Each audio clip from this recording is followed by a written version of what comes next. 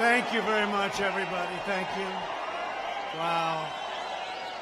I will never, ever let you down. That I can tell you, ever. Amazing. And I want to thank Manchester and New Hampshire, very special. You remember those primaries? That primary came around, and remember what happened during the primary? Trump should come in third or fourth, and we came in easily number one, and that was the beginning. That was an easy one. I want to thank you all. This is incredible. And it's great to be back in a state that I love with thousands of hardworking patriots who are the heart and soul of America, and that's what you are.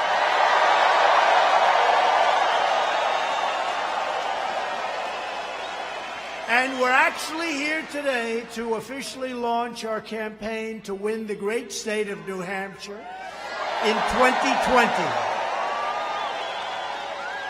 And I saw some fake polls put out by the fake news media.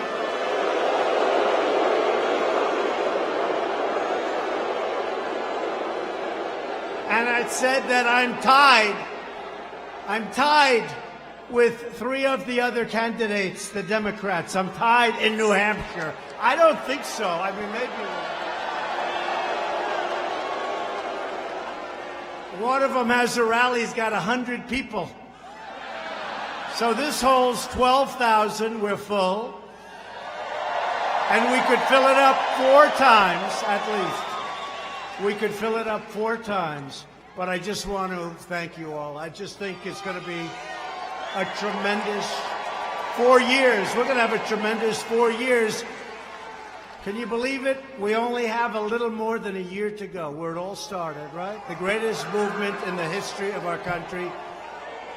The greatest political movement in the history of our country. And even though we had fake witch hunts on our back and all the other things that we had to go through, we have taken this big, beautiful ship, and it's being turned around very quickly.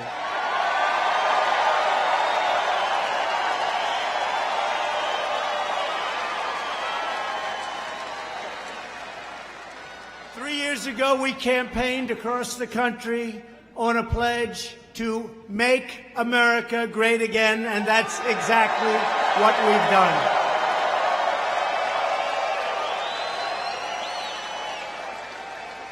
I think we can honestly say it's the greatest slogan in the history of politics in America, right? Make America great again. So if you don't mind, you know, the other candidates they spend millions and millions of dollars on this question that I'm going to ask you. They spend millions. You remember the first slogan from our opponent? That's right. Neither do I. Neither does anybody. I don't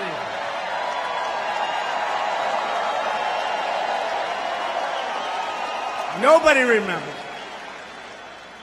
The only thing I remember is the first night I went out after I heard it. And I said, see, it's all about her. And they immediately changed it after spending like $1 million. It's all about her. That didn't work out too well. That slogan wasn't too good. So we have to do this. We have to make a decision. Do you give up the greatest slogan in the history of politics in our country? Make America great again, right? So do we give up Make America Great Again for a new slogan? Because, look, our country is doing great.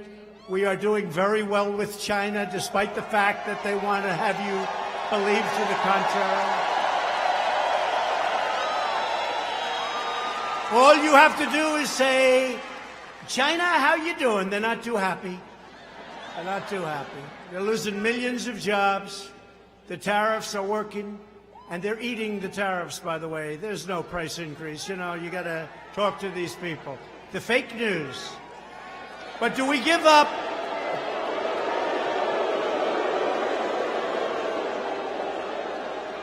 And by the way, the biggest beneficiary, you know who have been great? Our great farmers have been so incredible because they've been targeted by China. And frankly, they've been targeted for a long time, including by incompetent politicians that have run this country for a long time. So we're making up for a lot of lost ground. But do we give up Make America Great Again for Keep America Great? Keep America Great.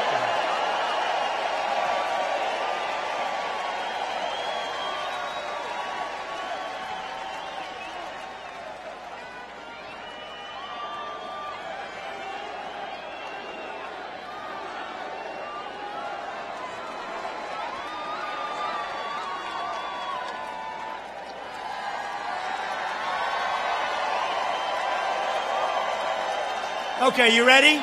Ready? I love this because it's free. And we have all the time in the world, right? Is there anything better than a Trump rally? What about a sleepy Joe Biden rally?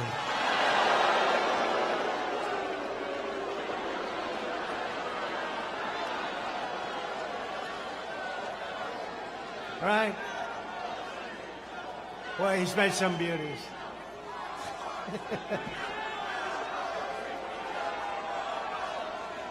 I sort of hope it's him. I don't mind any of them. You got Pocahontas is rising.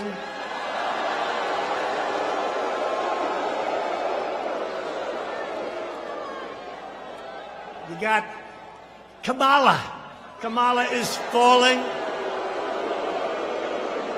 You got Beto. Beto is like gone. But we'll see what happens. Whoever it is, I don't know that it matters. But whoever it is, different people. But I don't know. I think Sleepy Joe may be able to limp across the finish line. But today they announced that they're going to cut way back on his appearances because he is such a disaster, they're going to have fewer appearances. You've heard that, right? This is serious. They're going to cut way back on his appearances. Can you believe it? If I ever did that, it would be over. The fake news would get us, but we don't let them get us, and it is fake. And today, the deputy editor of the New York Times was demoted. Isn't that beautiful? Isn't that beautiful?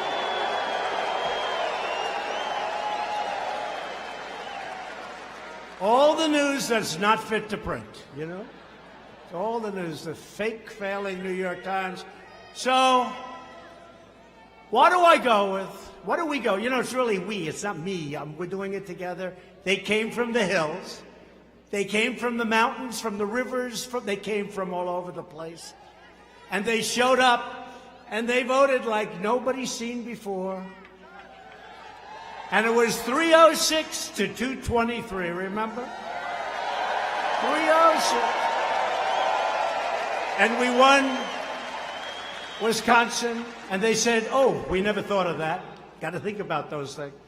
And we won Michigan, and now we have a lot of car companies coming into Michigan. And we have a lot of great farming events happening, really big, in Wisconsin. And we have incredible things going on in Pennsylvania. We just opened up a $10 billion plant. We have many of them going up. Many of them. A lot of jobs. In Louisiana, an LNG plant, $10 billion. Could never have happened. Could never have happened. Pennsylvania, it would have never happened. They wouldn't have allowed them to frack. So they would have never been able to build it. But what a place that is. It'll be open in a little more than a year. But I have to make a decision. It's a big decision. Do we give up the greatest theme, phrase, logo, whatever you want to call it, in the history of politics, risky, for a brand new one? Because Make America Great Again, we're really sort of there, and we have a little time left. Right?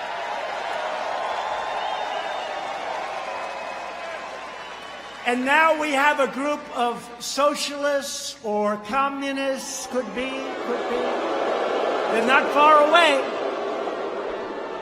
Now the fake news will hit me on that. How dare he say that? But they're not far away, right? They're not far away. 95% tax. Does anybody want to pay 95% tax in the room? I don't think so.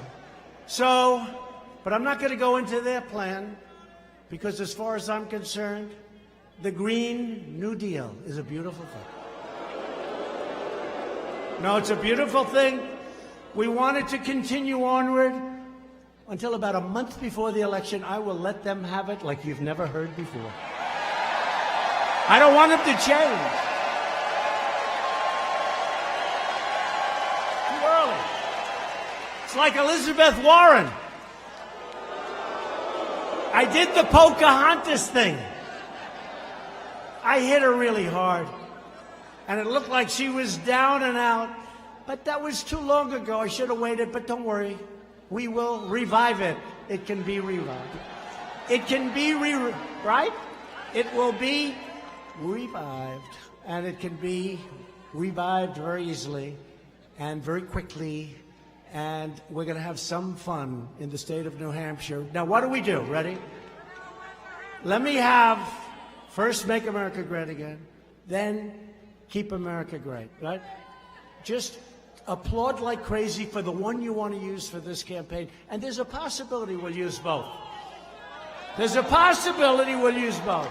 Because I hate like hell to give up the one. Is there a possibility we'll use both? Maybe one a little bit less. Are you ready? So we'll start Make America Great Again, and then Keep America Great. Okay? Are you ready? Who's in favor of the campaign theme being Make America Great Again?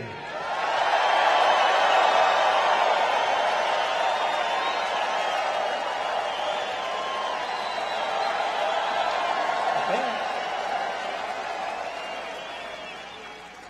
Who's in favor of our theme being Keep America Great?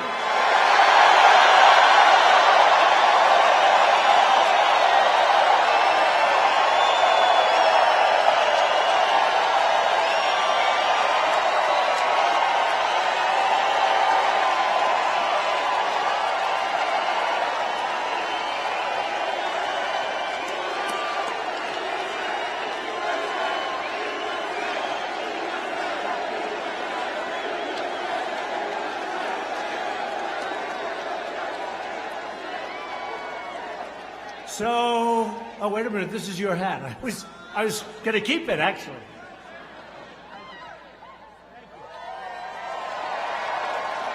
Thank you.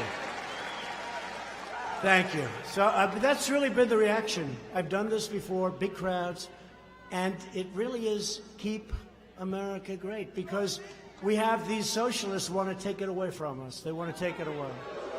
So it works good. Because until a couple of days ago, and that'll catch up very quickly, we have no choice. By the way, I never said China was going to be easy, but it's not tough, and they want to make a deal.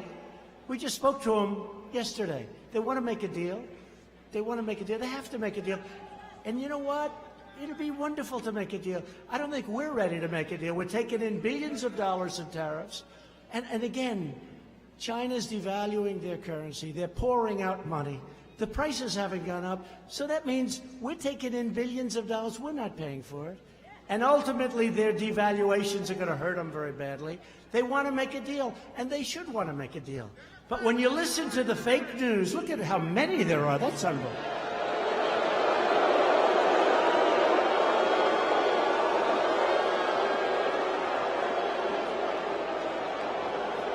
I mean, I actually had something today. I had something today.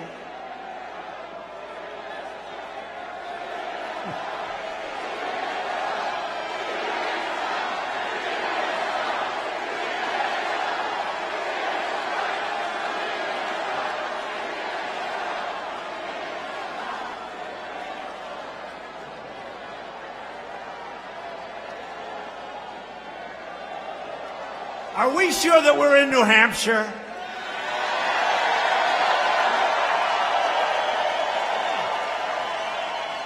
You know, you have a reputation. I mean, I know it's not true because I know you too well. You have a reputation of being very staid, Very, very elegant state, incredible people. You're not acting it tonight. And that's good. That's a good thing. No, we love our country. We have enthusiasm for our country, right? That's what it is. That's what it is. That's what it is. Before the election, our factories were closing. Hey, who knows it better than you? You're like central casting for the closing of factories. Our jobs were vanishing.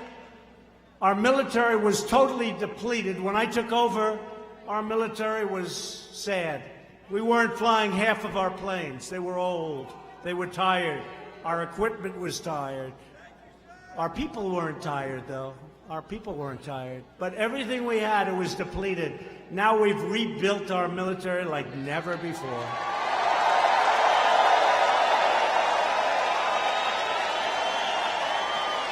And all made in the USA, just so you know. And our nation was weakened at home and disrespected abroad. They don't disrespect us anymore, folks.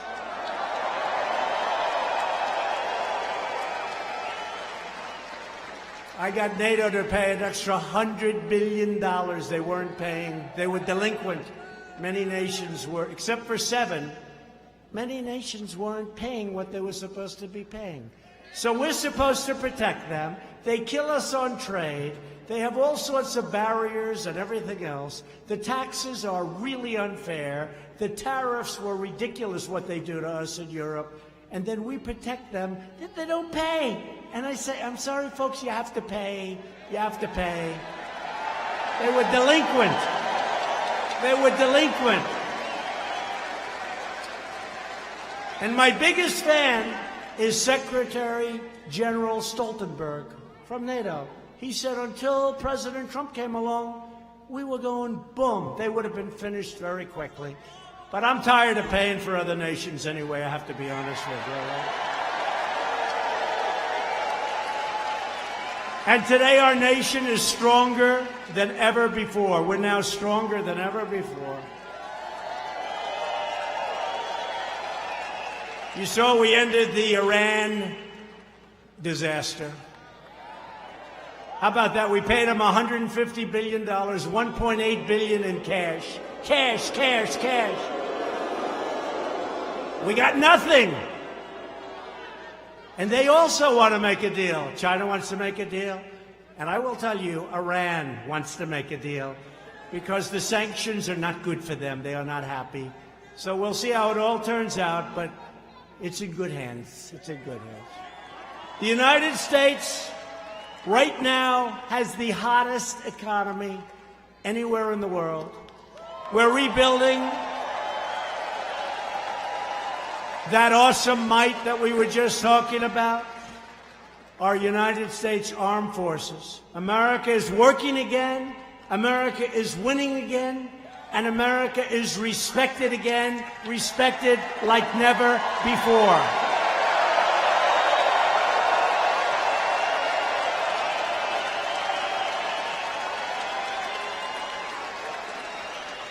They respect us again, and you see it. You know, a recent poll came out where it showed that President Obama was more popular in Germany and other places than I am. And I said, of course he's more popular. He's not demanding that they pay for their protection that we provide. He's not doing that. I'm doing that. And in fact, if I was the most popular, I'm not doing my job right. Okay?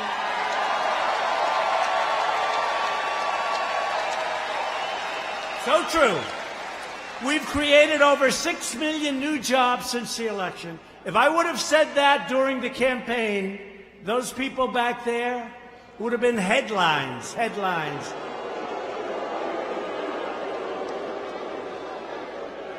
More than 7 million Americans have been lifted off of food stamps. Since my election, the number of new businesses starting in the great state of New Hampshire has skyrocketed by almost 25%.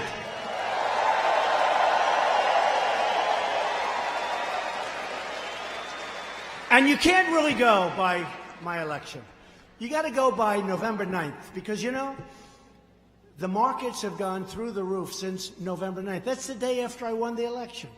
So I won the election. The markets went up thousands of points. Things started happening. You started doing things that you would have never, even though I didn't get sworn in until January 20th. But they refused to do that. And let me tell you, if for some reason I wouldn't have won the election, these markets would have crashed. And that'll happen even more so in 2020. See, the bottom line is, I know you like me, and this room is a love fest, I know that. But you have no choice but to vote for me because your 401ks, down the tubes, everything's going to be down the tubes. So whether you love me or hate me, you got to vote for me.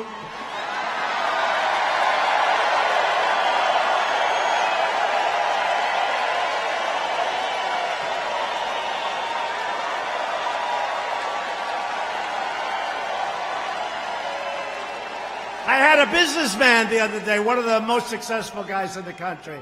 I've never liked him, never liked him. He never liked me, I never liked him. I see him in the White House. I said, "What are you doing here?" He said, "I'm working to make sure you get elected." I said, "You got to be kidding. You don't like me, I don't like you. What the hell is this all about?"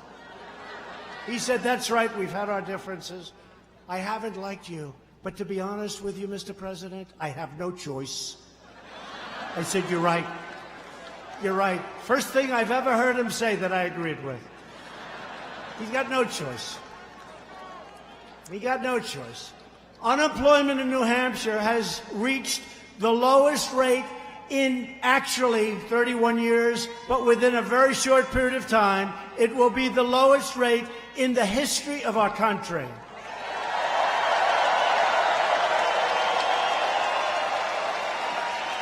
So think of that.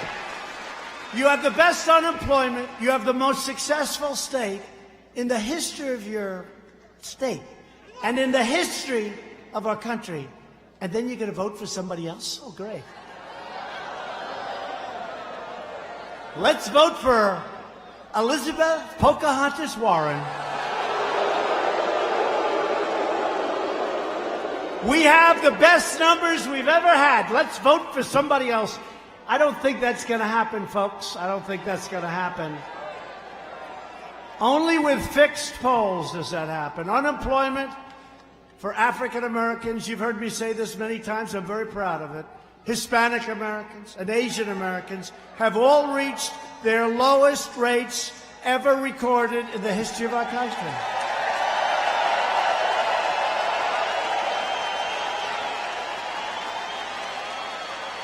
Wages are rising quickly. Remember when I used to say people have been working 2 and 3 jobs, making less money than they made 21 years ago? I used to say it all the time. Now I can say for the first time in 20 years, wages are rising. And you know who's the biggest beneficiary? Blue-collar workers.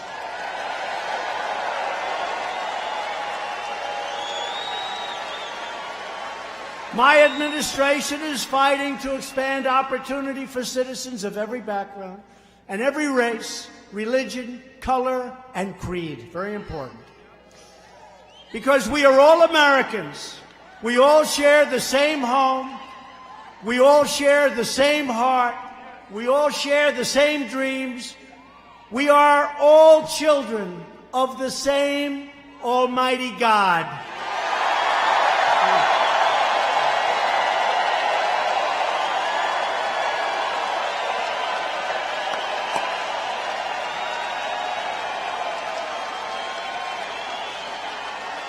But at the very moment when our country should be coming together to enjoy these wonderful blessings, the radical Democrats are trying to tear America apart. They vilify anyone who doesn't share their extreme views. They slander our law enforcement heroes. You see what they're doing with our police that we love. You see what they're doing.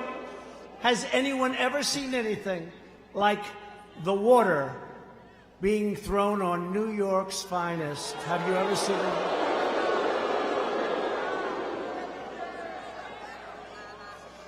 And I know a lot of New York's finest. They're not happy. They're not happy.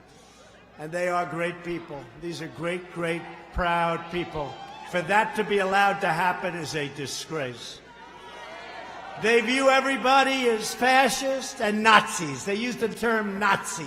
This was a term you couldn't even use it. Now they use it like on a regular basis, a Nazi. He's a Nazi. Think of that. He's a Nazi. You couldn't use it. Now they use it. They accuse our heroic border agents of running concentration camps. And they do an incredible job. And the Democrats don't want to fix the loopholes or asylum. They do an incredible job, our border agents. And they look down upon the hardworking citizens who truly make our country run. But while the Democrats rage and resist,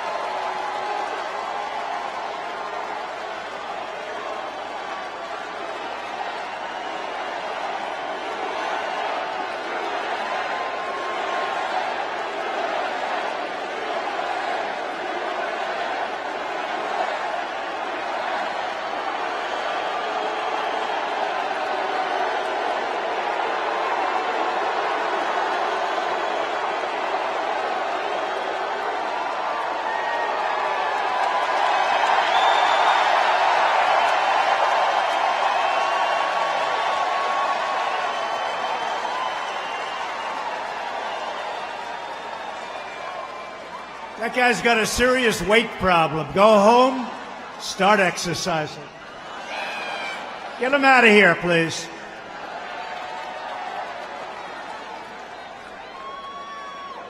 Got a bigger problem than I do. Got a bigger problem than all of us. Now he goes home and his mom says, "What the hell have you just done?" We are continuing our incredible movement, the greatest political movement in the history of our country. There's never been a movement like this, never. Our movement is built on love, and it is. And we love our family, we love our faith, we love our flag, and we love our freedom, and that's what it's about.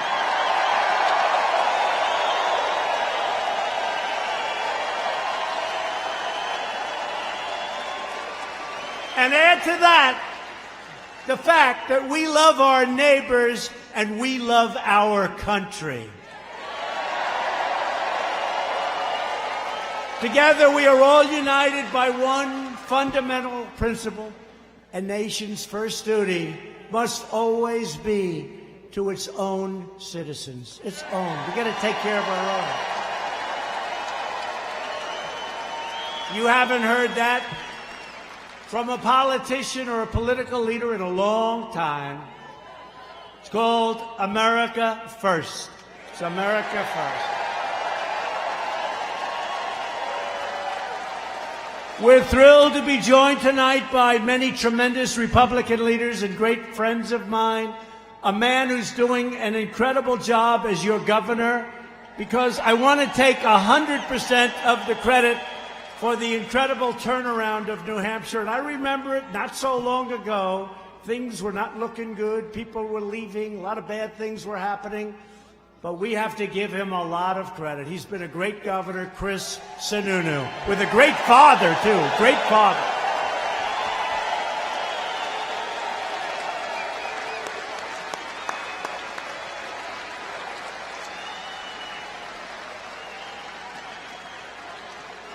With a great father. His father was tough. Chris, your father was so tough. He was for somebody else in the primaries. And then one by one, I won here, I won there, I won there. And then when I won, his father got on and I said, "Oh, this guy kills me. He's so tough." And he said, "President Trump will be the greatest of all time." I said, "What happened? What happened?" He went from being the toughest critic to the best there is. So I want to say hello to your father. Okay, Chris, you'll tell him. Great guy. What a family. What a family. Thank you, Chris. New Hampshire Senate Republican leader, Chuck Morse. Chuck. Thanks, Chuck. New Hampshire House Republican leader, Dick Hinch. Thank you, Dick. Thank you, Dick. Great job. A man who was with me right from the beginning. In fact, he had a meeting at his house. His house has never been the same. His house is a disaster now. In fact, somebody said he just sold it. But you know what? Because of the Trump economy, I'll bet he sold it for a big, big, fat, beautiful profit. Where is Steve? Steve Stepanak and his wife, who's incredible. Did you make a lot of money on the house? And we destroyed the house. This was the beginning. He held some kind of a meeting for me, and he has a nice house. But literally hundreds and hundreds and hundreds of people showed up, and they destroyed his house. It's never been the same. No wonder you sold it. They finally gave up. And that was 4 years ago. Anyway, thank you very much, both, for being here. Appreciate it. What great people. Thank you, Steve. Great job. And I hope the buyer of his house didn't hear that little... Steve, I hope the buyer didn't hear what I just said about your house. He'll cancel. That's all right. You'll sell it for more to somebody else. Don't worry. Republican Party Chair, Ronna McDaniel.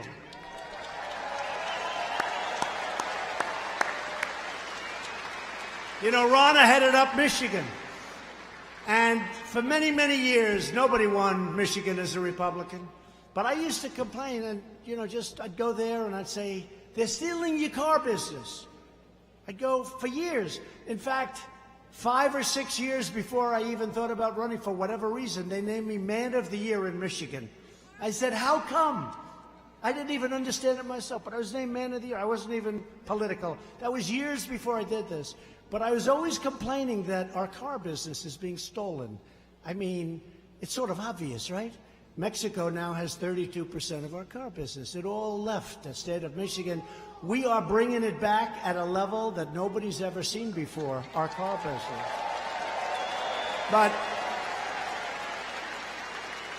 But I went to Michigan, and my opponent was told that the Republicans, no way you can win Michigan or Wisconsin, that you just can't.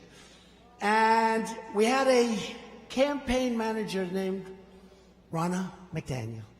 And Ronna wouldn't stop. Sir, can you be here next week? I say, I don't know. Then I leave, and she said, sir, can you come back in 3 days? I said, I don't know.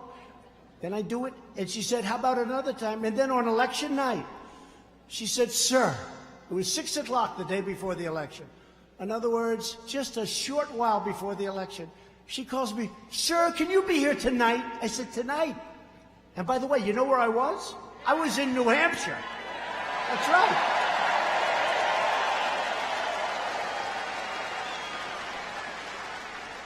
She said, sir, can you be here tonight? I said, are you sure? I started speaking at 1 o'clock in the morning. Now it's election day. We had 32,000 people show up. It was like this. The crowd was just, they want to see things happen in our country. They love our country. It went crazy. And I left, and I said, I don't know why we're going to lose Michigan. Why would we lose Michigan? Look at this. And the opponent went there with Barack Obama and Michelle Obama. And she went there much earlier, prime time. 1 o'clock, 2 o'clock in the morning is not exactly prime time. So we had 32,000, and they had a tiny little crowd. And I looked at my people, and I said, I know we're not supposed to win the great state of Michigan, but I think we're going to win Michigan, and we won Michigan, and we won Wisconsin. We won Wisconsin. Wisconsin was a great victory, and we won Pennsylvania, and we won North Carolina, and South Carolina, and we won Florida. And I hate to tell you, We should have won New Hampshire. That was taken away. New Hampshire was taken away. It was taken away from us, but we should have. We did great in New Hampshire. We should have won New Hampshire, but that's okay. I'm not holding it against you because it was not your fault. But we had a woman in Michigan, and I said, when it came time to choosing the head of the Republican National Committee, I said, who the hell is that woman up in Michigan that got me to keep coming there and explaining that we can't continue to lose our car business? We have 17 companies now coming back in. Who is that woman? And it was Ronna. We put her in charge of the Republican National Committee. The job that she has done is incredible. Thank you.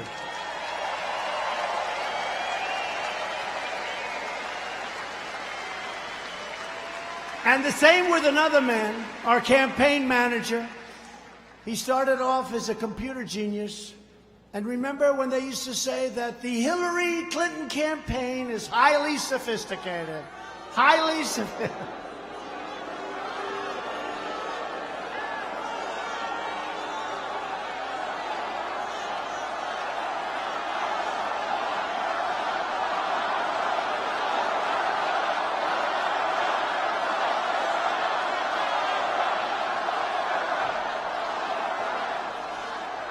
She did a lot of bad things, folks. 33,000 emails deleted after getting a subpoena from the United States Congress. 33,000.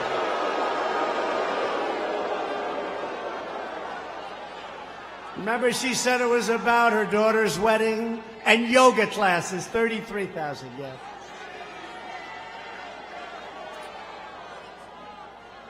It was disgraceful. I will tell you this, we now have a great Attorney General.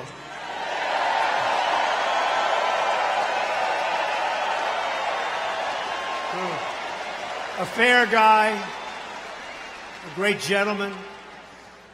So another man who's here tonight is the world's tallest campaign manager. He is an unbelievable talent. But they were saying about our opponent, I'm not going to mention the name again because we'll never get it finished here. So I'll just say my opponent. Is that better? And they were saying how sophisticated her campaign was. Except ours was far more sophisticated. And we had a man that did an incredible job. And he's now our campaign manager. And he's one of the tallest human beings I've ever seen. And his name is Brad Parscale, and he is fantastic.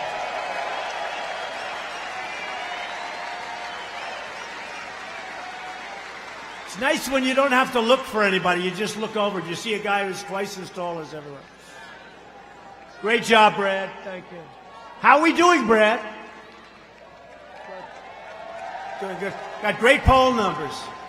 We got great poll numbers in a lot of states. Ohio, Iowa. You know, Iowa, every week that they campaign, our numbers go up. They're winning Iowa. We gave them ethanol, which is very important, a lot of things for Iowa. But every week we seem to be going up in Iowa because they're campaigning in Iowa. Wherever they go, our numbers go up. Somebody's going to have to explain that one to me someday, but we like it. A man who's a friend of mine, who was the greatest mayor in the history of New York City.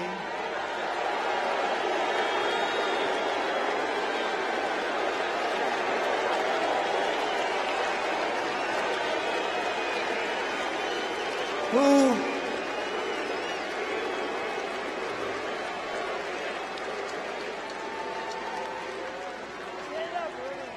stand up, Rudy. Rudy Giuliani.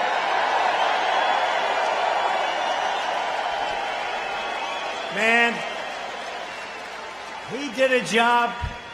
He did a job. In the first year, I've never seen anything like it. New York was crime infested. We had problems. We had problems like nobody would believe. And Rudy went in there and he did the job. And people loved him for it. It wasn't like, oh, gee, he's a horrible person. People loved Rudy Giuliani. He was a great, great mayor. So thank you, Rudy, for being here. Thank you.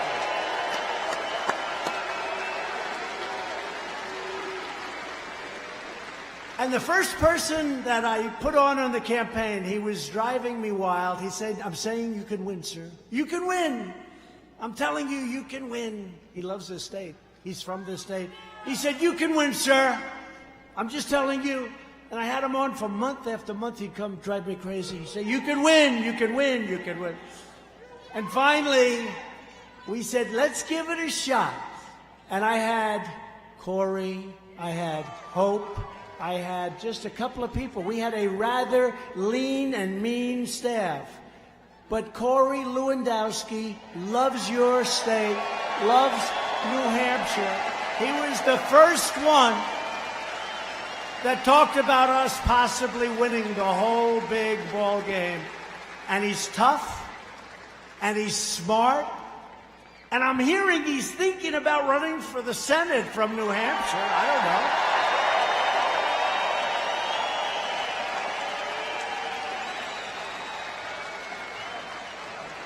I think it'd be tough to beat. I'll tell you one thing, he'll go into Washington and he's going to have you in mind.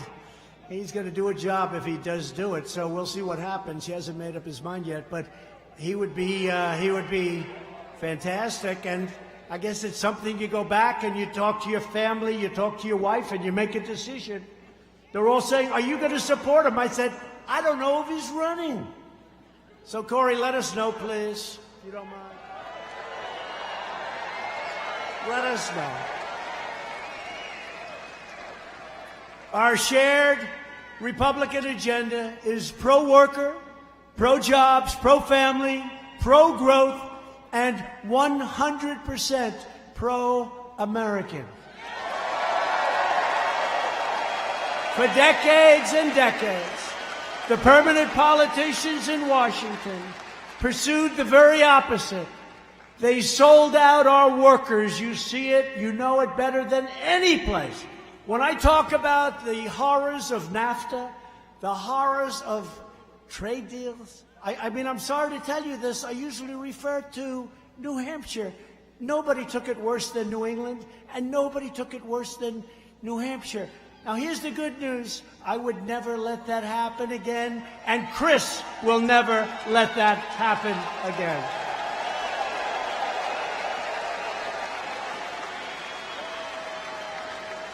Is there a doctor, please? Doctor in the house? Thank you. Doctor in the house. Please, doctor. Please. Thank you very much. Take your time. Yeah, take your time.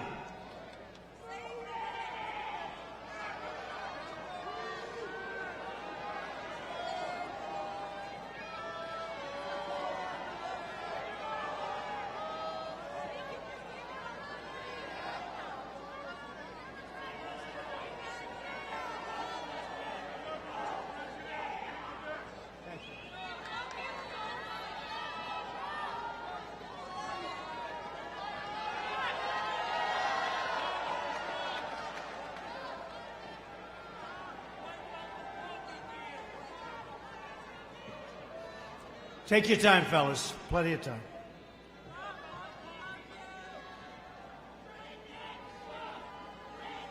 You know, people got here 2.5 days ago. Many of these people in the front, right? 2.5. 2.5 days ago, a lot of these people. So you can understand, it's pretty tough. Thank you. Thank you.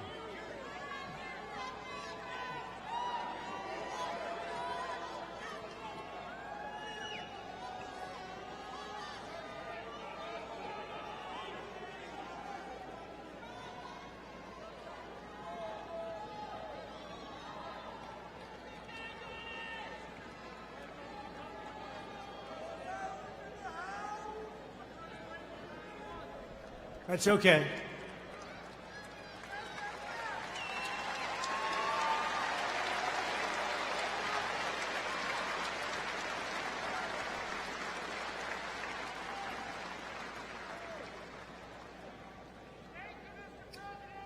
These are great people. These are great people that love our country. Just remember.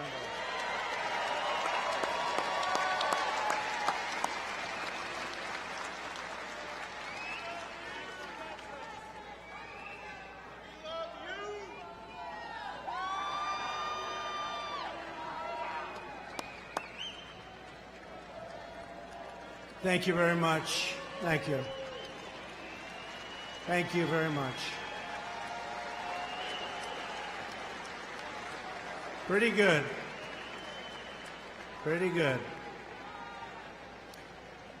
So our politicians shipped away our jobs, shed our sovereignty, surrendered our dignity, and saddled our nation in one foreign debacle after another. And we're still here. He just said it. We're still here. You better believe it. And we're here stronger than ever before we're here. But all of that ended the day that I took the oath of office. The American people are in charge of their country again.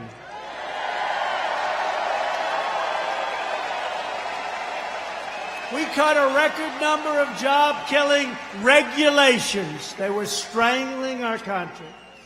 We cut more regulations in 2.5 years than any other president in their full terms. 4 years, 8 years, or in one case, more than that. Cut more than anybody. To get relief to working families, we passed the largest package of tax cuts and tax reforms in the history of our country. You're making a lot more money. You're making a lot more money, and you see it, and you know it because you see it in your paycheck every week.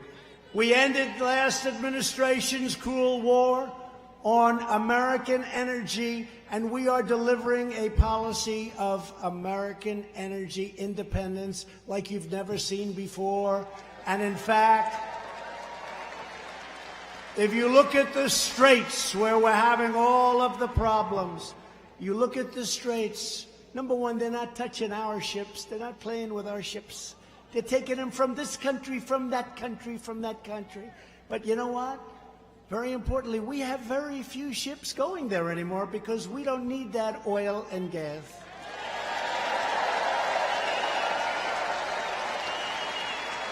And the United States is now the #1 producer of oil and natural gas anywhere in the world.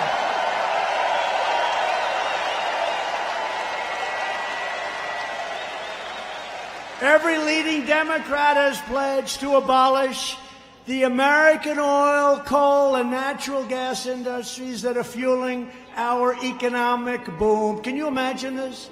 We're sitting on great wealth. They want to take it away from us. And the alternatives don't have the power. They don't have the power. They want wind. Wind. Wind is so beautiful as long as you don't have to stare at a windmill and your house goes down in value like to nothing. Steve, if you had a windmill anywhere near your house, you would have gotten 1/3 the price you got, Steve. That's true, by the way. Steve's too smart to let that happen. We won't let them take it away from you. We are reversing decades of calamitous trade policies that shattered New Hampshire and your factories. They shattered your communities, and they shattered American power and American prestige all around the globe. New Hampshire lost 1 in 4 manufacturing jobs following NAFTA and China's entrance into the World Trade Organization, 2 of the worst deals ever in the history of our world, not just our country. Election after election, politicians came to your state pretending to have the courage to stand up for the American worker. Then they went to Washington and let other countries push them around and special interests buy them off and steal your jobs and take your companies. That's what happened. Me, I don't care about their campaign contributions. It doesn't matter to me, folks. We want to do a job. We want to do a great job. And we're setting records. And you know who's sending us the money? The small donors. We have big donors, but we have small donors are sending us the money for the election. Pretty amazing. That's not supposed to happen to a Republican, but it's happening to this republic, and it's happening to you. Every vow that politicians made was broken, every hope was dashed, and every promise turned into a total betrayal of New Hampshire and of our country. But in this administration, we have something those sellout politicians could only dream of. It's called strength and commitment. We don't play games. We don't play games. After years and years of building up other countries, we are finally building up our country, standing up for our jobs, our workers, and standing up for our dignity.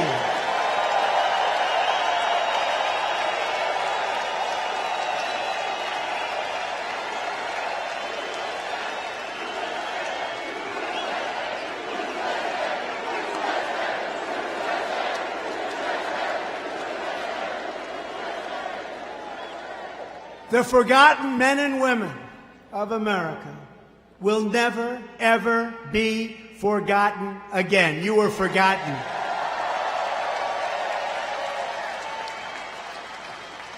The last administration, with Sleepy Joe and Obama, tried to ram through one of the worst trade deals ever negotiated, worse than NAFTA, worse than WTO. It was called the Trans-Pacific Partnership. It would have been a disaster. TPP would have gutted the American auto industry, would have been in shambles. Our auto industry is coming back so strong. Would have gutted, would have destroyed the industry. But in my first week in office, I proudly withdrew the United States from that job-destroying catastrophe.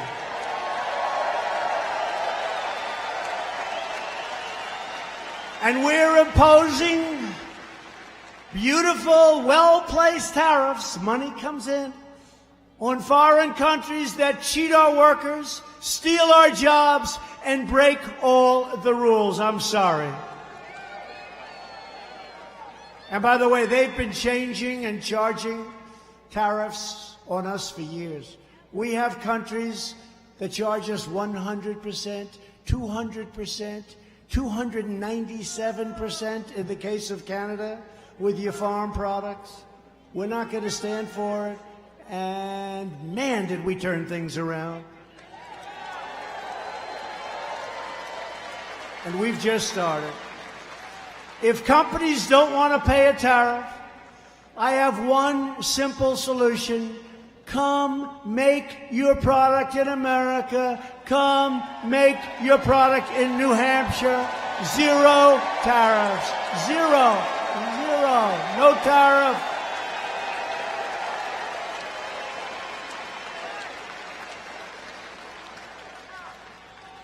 Together we're restoring this nation's industrial might. And we are doing it with American iron, American aluminum, and American steel. We're doing steel. Steel industry is hot. They were dumping steel all over. They were destroying our companies. U.S. Steel now, all of them, they're all expanding. The steel industry is back. It's doing great. We're opening up mines in Minnesota, the great state of Minnesota. They have magnificent mines that have the best iron ore in the world, and President Obama closed them down.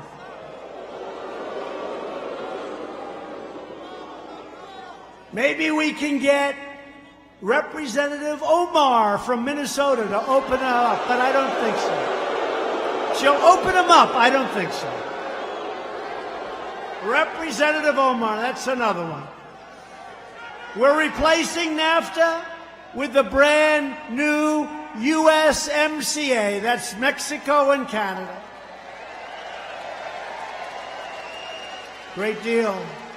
The USMCA will create countless jobs for farmers, manufacturers all across the state. We need Congress to pass the USMCA immediately. We'll make it a bipartisan deal. We don't even want credit. The unions benefit, the non-unions benefit, everybody benefits. It brings it back to fairness, and it makes it very hard for our companies to leave our countries, go to Mexico or Canada, We lose all our jobs, we lose all our taxes, we end up with empty factories and plants. It makes it almost impossible. We're not going to have that. That was my one rule that I had to have. It's going to be very, very hard for companies to do that. I've also taken the toughest ever action to stand up to China's chronic trade abuses. Earlier this month, the U.S. government officially labeled China for the first time ever a currency manipulator, another promise kept. While others allowed China to freely loot the U.S. economy, $500 billion a year, not million, billion, with a B. We've made it clear that the theft of American jobs and American wealth is over. Yet, today, the Wall Street Journal editorial board and some others continue to publish foolish articles that demonstrate that they understand nothing about trade or business, nothing. They advocate only economic surrender. They actually say, go to China, take off the tariffs, make a deal. I lose all the cards we take off the tariffs. We don't have any cards. Think of it. They say, go to Europe. By the way, the European Union is worse than China, just smaller. It treats us horribly. Barriers, tariffs, taxes, and we let them come in. It's worse than China. Many of us come from there. I do. That's what it's got going. That's about it. They treat us really badly. And many others, many others. India tariffs us probably higher than any nation anywhere in the world. We have tariffs of 100% on products and much more than that. India. So we're working on all of them. I called Prime Minister Modi. I said, Mr. Prime Minister, not fair. We got to change. We got to change. Got to change. And we're talking to them very seriously. We're talking to a lot of places. But when the Wall Street Journal comes out and they say, no, take the tariffs off. Go and talk to China. They've been trying to talk to them for 25 years. But actually, you know what? They really haven't. The fact is, the leaders that were in my position, they didn't do a damn thing. They didn't talk. They didn't talk. Past leaders followed the terrible advice of these editorial boards that are frankly totally inexperienced in business, I guess, and our industries were utterly decimated. Globalism enriches foreign countries at our expense. Globalism. I love our country. I'm the President of the United States of America. I'm not the President of the world.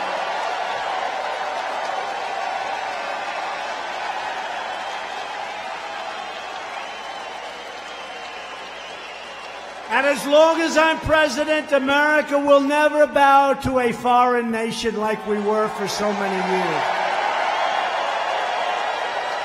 As we restore our prosperity, we are also restoring public safety. We are fighting to reduce violent crime. You see so much of it over the last 25 years, so much crime. And ensure that every American can live in safety and peace. And yet, with all that you see, we've had one of the best years of crime prevention that we've ever had. Wouldn't seem that way, but it is one of the best years because those gentlemen that we just saw, the law enforcement, they do a great job.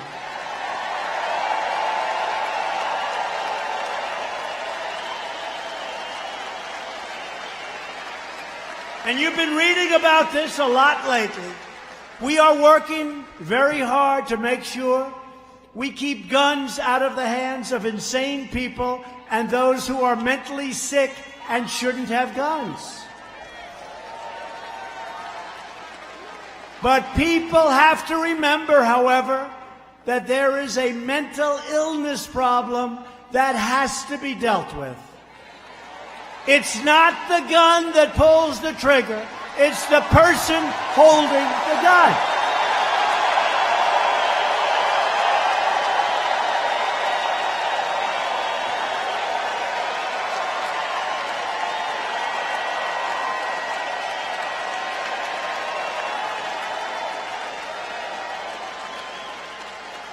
Years ago, many cities and states, I remember it so well, closed mental institutions for budgetary reasons. They let those people out onto the street. You probably have your examples up here. I can tell you in New York, they closed so many of them, and they let really seriously mentally ill people out on the streets. And you see plenty of them today, even today. We're going to have to give major consideration to building new facilities for those in need. We have to do it.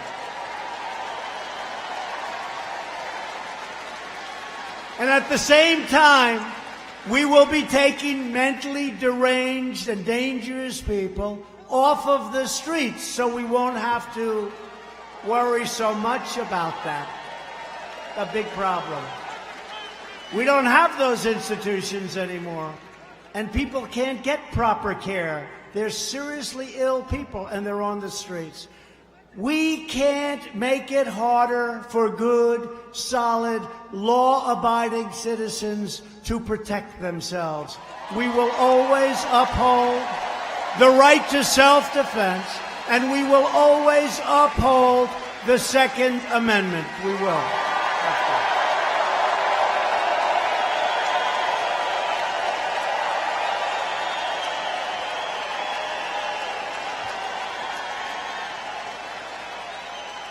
So important. One of the most powerful promises I made to the people of this state was to confront the opioid and drug epidemic. I used to go around New Hampshire more than any state, and you'd say, "Sir, the state is infested." You said, "Sir, we're like a drug den." You tell me. And I didn't really see it. And then I met with the police officers and fire departments and all the people that do, and you just seem to have a bigger problem. And by the way, the wall is being built. That's going to stop a lot of it. The wall's being built.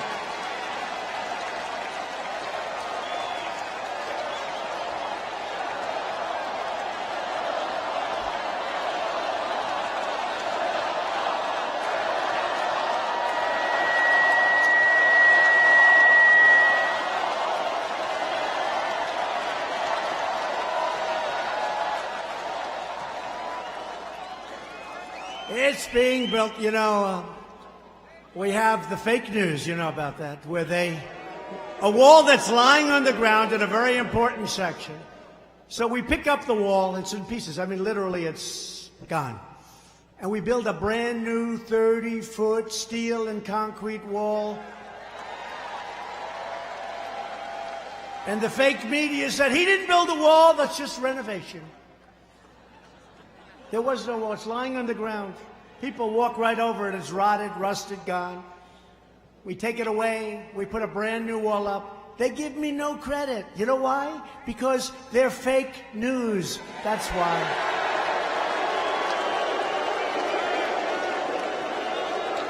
We're building a lot of wall.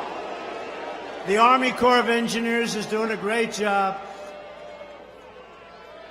They're doing a great job. Since I took office, we've attacked the challenge with everything we have. We have secured a record $6 billion in new funding, opioid. We vastly increased the distribution of overdose reversing drugs, which are pretty amazing things. We've given them to your police department, your fire department. Pretty amazing. We have reduced the total amount of opioids prescribed by 34%. And the Department of Justice has prosecuted more than 3,000 defendants in opioids-related cases. And our public awareness campaign about the terrible suffering that drugs inflict has already reached 58% of all young Americans. I said that you have to show them. We're doing ads, beautiful ads, shows them, and you've seen them. I don't even want to describe them. They're brutal. But we're doing ads on television and papers about how bad it is for children so they can see it. Because the greatest thing we can do is not get people started on drugs, right? Not get them started. It's hard to get off. You know, we can get them off, and we're doing it, and it's been done, but it's hard to get off. If they never start, it's real easy. It's real easy. So we're trying to get young kids. You won't see the fruits of this labor for a little while because it takes a while. But we are working so hard on advertising and promotions to tell young kids, children, how bad drugs are, how dangerous they are, how horrible they are, how they destroy your brain, how they do so many bad things. And they're really very tough ads. They're hard-hitting ads. And I think they're having a big impact. You'll see. Over time, you'll see. But we still have much work to do. But as a result of these efforts, last year we saw the first nationwide decline in drug overdose deaths in 31 years. It's pretty amazing. And at the center of America's drug crisis is the border crisis. Vast quantities of deadly narcotics are being smuggled across the border, including meth, cocaine, heroin, and fentanyl. And as part of my trade deal with China, it's been very important. And President Xi said he's going to do it. So far, he has not done it. But I said, you have to stop sending us fentanyl. Have to. And you have to criminalize in China the making of fentanyl. And so far, he has not come through, but I think he will. You'll know. You'll know. Yet Democrats want to open borders, and Republicans want strong borders. That's your difference. One wants open borders. Who can even think of an open border? Think of it. Even though many people that come into our country are wonderful people, they're still coming in illegally. They're not coming in through merit. But what about the bad ones? We have serious, serious criminals that want to come in. And if we had open borders, they would be flowing in like you've never seen before. Democrats want open borders. They don't mind crime. We do mind crime. And that's the way it is. Democrats also support deadly sanctuary cities. Last year alone, sanctuary cities declined.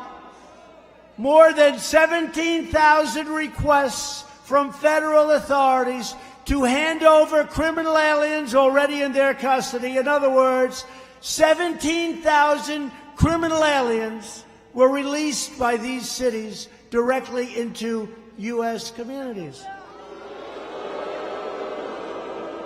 You don't understand even what the hell are they doing? What are they doing? 17,000. Republicans believe our cities should be sanctuaries for law-abiding Americans, not for criminal aliens. And we will always support the amazing heroes of ICE and Border Patrol, and we will always support law enforcement.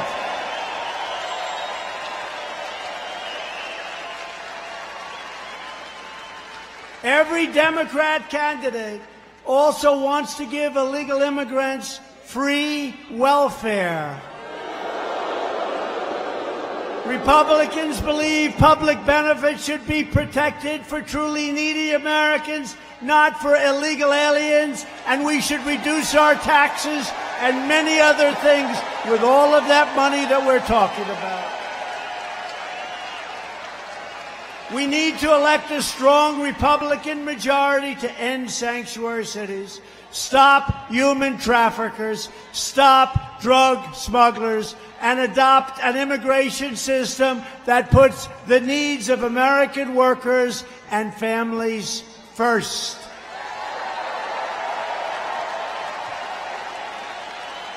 It's also time for Democrats to join with us to protect the sacred integrity of our elections by supporting voter ID, voter identification.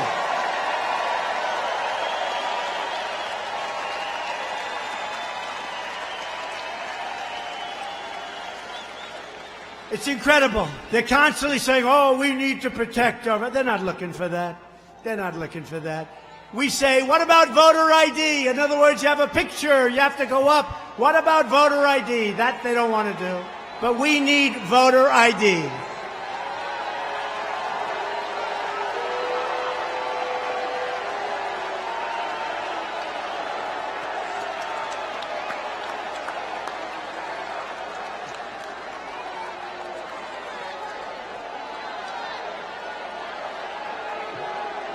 The Democrat Party has never been farther outside the mainstream.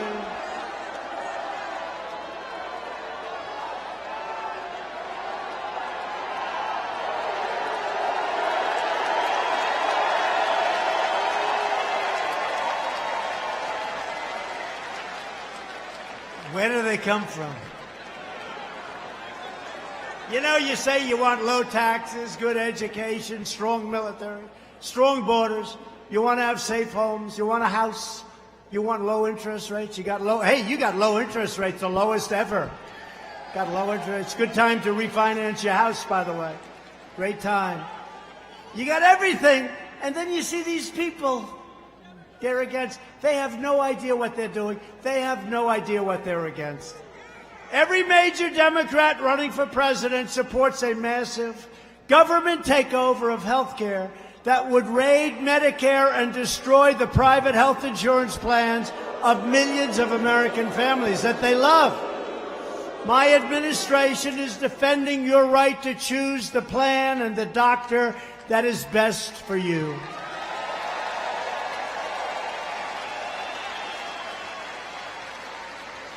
The individual mandate is gone, the most unpopular part of Obamacare. And we almost have Obamacare gone. We're close. We would have had it before, but we had a vote that was a little bit surprising. I'm sure none of you knew who that vote was. We had it done, repeal and replace. But it's going to happen, and I think it's going to actually be, in the end, actually better. You watch. So we got rid of the individual mandate, which was the most unpopular part of Obamacare, and we're running it better. You know, I had a political decision. Do I make it great? Alex Azar, our secretary. Do we run it well and sort of say, hey, we run it well? Or do we run it badly and have everybody upset? We said we got to run it well, but it's still much too expensive. It's lousy health care. But we got rid of the worst part of it, individual mandate. Individual mandate, where you have the privilege of buying the right not to have to pay for expensive insurance that's no good, health insurance. And we won't, and you got to remember this, Republicans, and I speak for every one of them, we will always protect pre-existing conditions. We're going to protect, always. Right? Got to do it. Our ambitious campaign to reduce the price of prescription drugs has produced the largest decline in drug prices in 51 years. And the only decline in 51 years.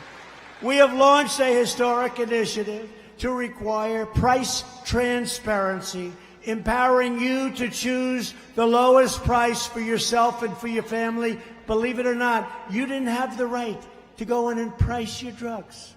Who could even believe this? I wonder if Big Pharma had something to do with that. So we're going to have transparency. Virtually every top Democrat also now supports late-term abortion, ripping babies straight from the mother's womb, right up until the moment of birth. And in the case of the Virginia governor, he's having a rough time. In his case, the baby is born. And then he goes to talk to the mother. The doctor talks to the mother. The baby is now born, wrapped, as he said. And then they decide whether or not to execute the baby.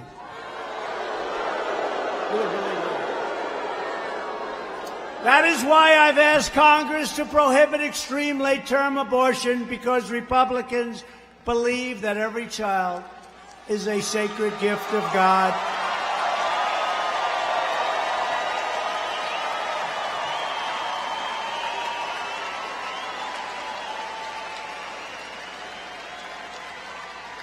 Hard to believe, isn't it? Democrats are now the party of high taxes, high crime, open borders, late-term abortion, and socialism.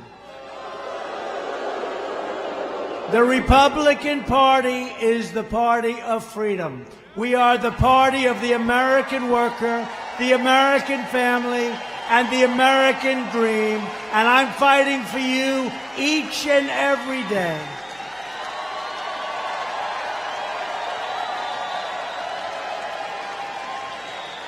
So importantly, we have confirmed more than 140 federal judges. Within 90 days, it will be 179 federal judges. Thank you very much, President Obama. Thank you very much. I don't know what happened to them, but I came to office and I had 138 judges that were not appointed by President Obama. So I say, thank you, Mr. President, very good. And they'll say, he was a great president. Oh, the fake news, he was a great president. If he was a great president, how come he left me 138 judges to appoint when everybody says that's the single most important thing a president of the United States has to do? Great president. He was great. He was a great president. And these judges will apply the laws written, including we appointed 2 great Supreme Court justices, Neil Gorsuch and Brett Kavanaugh.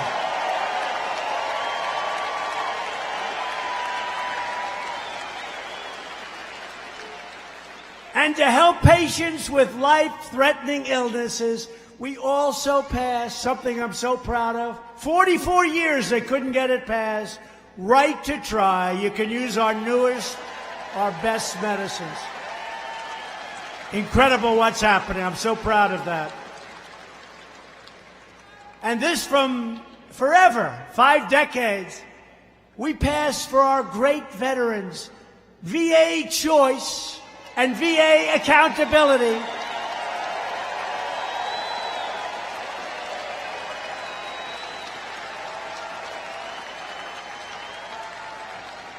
And one of our great friends was a veteran who's been with me in New Hampshire. I don't know where you are.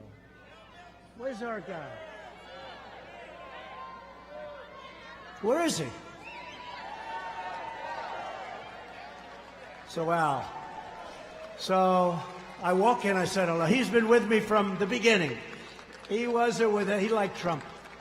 And I came in, he said, sir, he's a great veteran. He said, sir, I have cancer. And sir, I went into the vet. They were very, very late. They had problems. I'm not blaming them.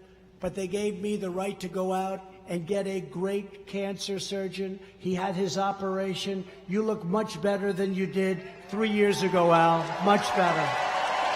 Much better. VA choice, right, Al? VA choice. Great story. Thank you very much. And thank you for your loyalty. He's been to every rally I ever gave in New Hampshire, right from the beginning. I got so tired of looking at him. He'd always be here. Now look at him. Now he's sitting in. Very good. That's good. But I appreciate that story.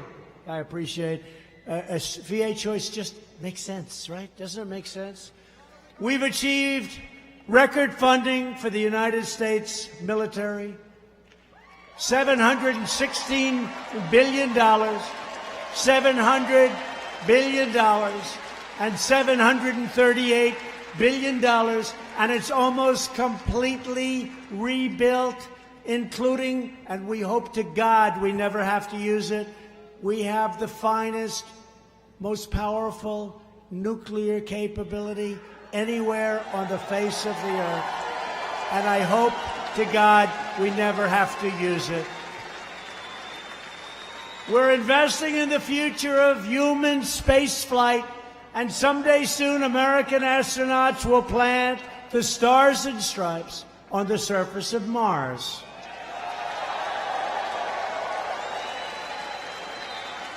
And I told my guys at NASA, you know, NASA, when we took it over, it was exhausted. The runways and the grounds had all weeds growing through the cracks in the concrete. You wouldn't recognize it now. It's beautiful. It's the best place anywhere on Earth. And I also said, though, you know, I hear all these rich guys, for some reason they love space. So they're rich. I said, let them send the rockets up. What the hell do we have to do it, right? So I see Jeff Bezos and Elon Musk. They're putting rockets up. I think it's great. And they pay us rent. They use our facility. That's great. But we're also doing it. And NASA has some of the greatest plans we've ever had. These are great people, great scientists. But we also let the private sector put up rockets. The one which recently went up, and you see the engines coming back down, and they're coming. There's no wings, no nothing. It's almost like, what are we watching? Is this fiction? And they come down, and they save all of the propellants, all of the really the most expensive parts. They're able to save it by bringing it back right to where it took off. Who would think they could do this? I never saw this before 6 months ago, but they're doing it now more and more. They're saving a lot of the most important and expensive parts of rockets. So we have a lot of rich guys paying us a lot of rent, but we're also doing it ourselves. To protect America's security, I withdrew the United States from the horrible one-sided Iran nuclear deal. I recognized Israel's true capital and opened the American embassy in Jerusalem.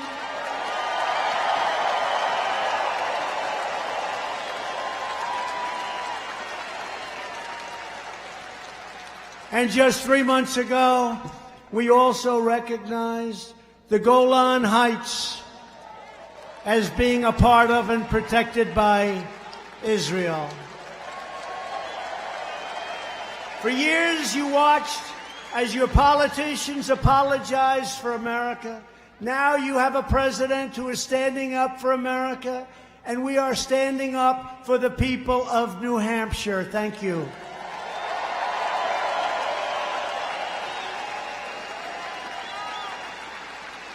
And you must never forget the 2020 election right around the corner.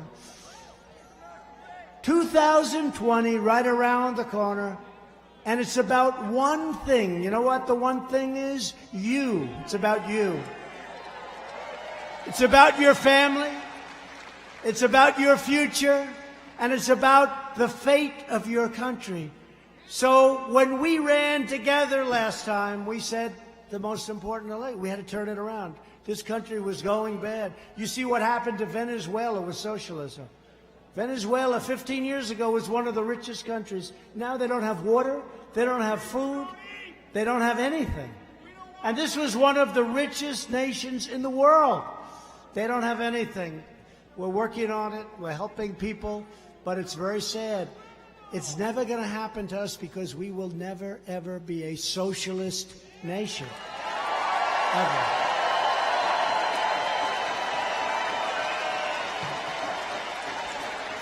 No matter what label they use, a vote for any Democrat in 2020 is a vote for the rise of radical socialism and the destruction of the American dream. We have a dream. It's a great dream. This is the destruction of the American dream.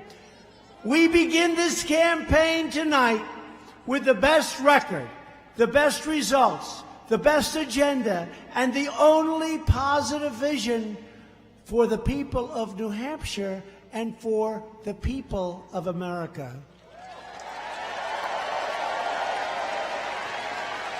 Together we will lift millions more citizens from welfare to work, dependence to independence, and poverty to prosperity. Millions and millions of people. With your help, we will elect a Republican Congress to create a safe modern, fair, and lawful system of immigration.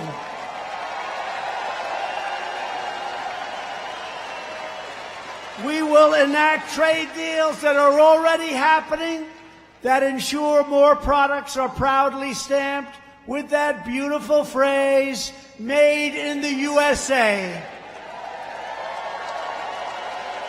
We will achieve new breakthroughs in science and medicine, ending the AIDS epidemic in America and finding new cures for childhood cancer.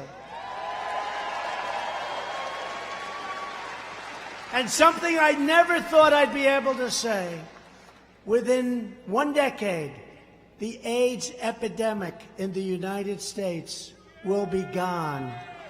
Think of that. Did you ever think you were going to hear that? No, did you ever think you were going to hear that? The work they've done on AIDS is incredible. It's an incredible thing. When they told me that, it's just shattering. It breaks your heart what's happened. But think of it. In 10 years, the AIDS epidemic will be eradicated. So great. Who thought that was going to be happening? Who thought I'd be able to get to say that so early in what we're doing together? We will defend privacy, free speech, free assembly, religious liberty, and the right to keep and bear arms.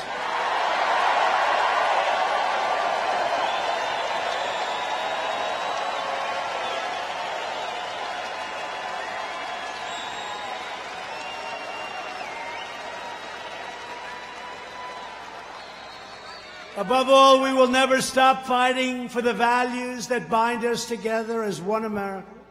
We will support, protect, and defend the Constitution of the United States.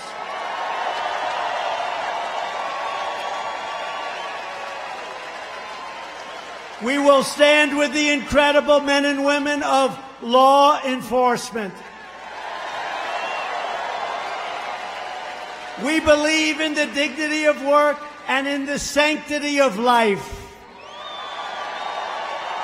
We believe that faith and family, not government and bureaucracy, are the true American way. We believe that children should be taught to love our country, honor our history, and to always respect our great American flag.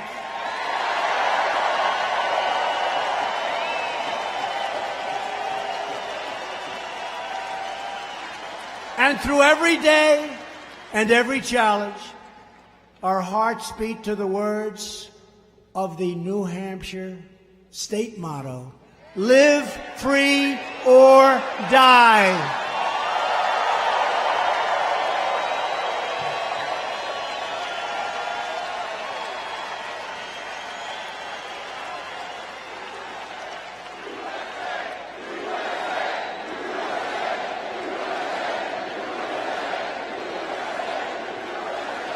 We are fighting for every American mom and dad who wants to protect this land of liberty for their precious, beautiful children. We are fighting for every young boy and girl who deserves to grow up in a nation of builders and dreamers, pioneers and patriots. And we are fighting for every citizen of the greatest republic on the face of this earth. Every day my presidency, we will never forget that we are Americans and the future belongs to us, the brave, this beautiful, strong, proud, and free future. It belongs to us. It's up to us. We control our own destiny. And with your help, your devotion, and your drive, we are going to keep on working, we are going to keep on fighting, and we are going to keep on winning, winning, winning.